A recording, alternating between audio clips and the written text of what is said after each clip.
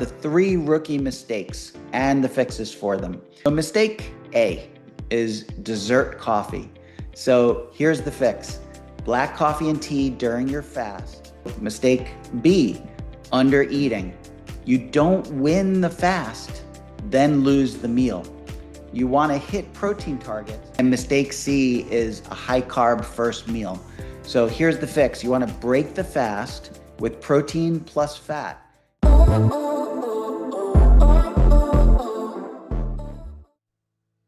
The simplest diet isn't eating all the time. Most diets micromanage what you eat. 16-8 fixes when you eat so your hormones can do the rest.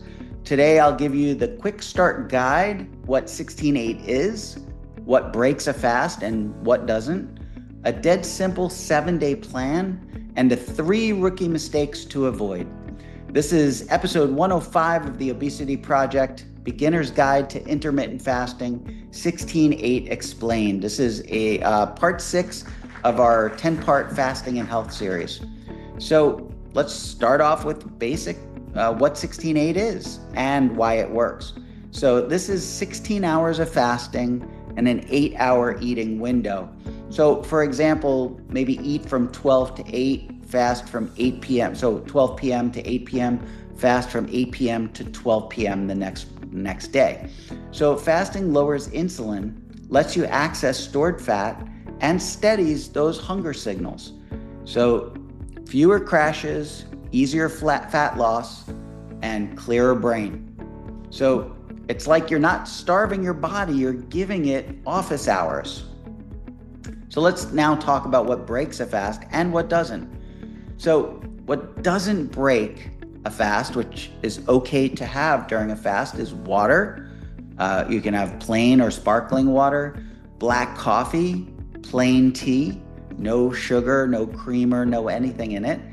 Electrolytes without sugar, so sodium, potassium, magnesium. And these are the things that actually do break the fast. So you want to save these for your eating window.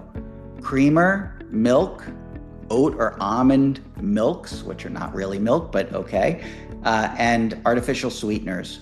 Also, like what I do in my coffee, I add collagen and MCT oil, but that does break a fast. So collagen, MCT, butter, these all do break the fast, and it's just a bite, but your pancreas heard that. So the rule of thumb is if it tastes like a treat, it's a meal. All right, part 3, your 7-day quick start plan. So days 1 and 2, start with a 12-12. This is the simplest, most basic. It's really the way we were meant to eat. Very often a 12-12 was the way that most people started off. So stop eating at 8 p.m. and your first meal at 8 a.m. You want to hydrate. You want to use electrolytes in the morning. So a good sea salt or an electrolyte concoction like Element or something like that. I'm not a sponsor. They don't sponsor my channel, so I'm not trying to sell you any products, but definitely hydrate and get those electrolytes in. And so for days 1 and 2, you're going to do a 12-12, 12-hour fasting window, 12-hour eating window. Now in days 3 through 4, you're going to do a 14-10. So that means an eating window from 10 a.m. to 8 p.m. So you're just moving out that breakfast just a little bit. And you want to walk about 10 to 20 minutes after meals to blunt that glucose response. So that's days 3 and 4. Days 5 through 7, now you're going to go to the true 16-8, which is maybe, and again, it's an 8-hour window. What hours work for you is what's best. That's what you want to choose. But just as an example, a 12 p.m. to 8 p.m. window.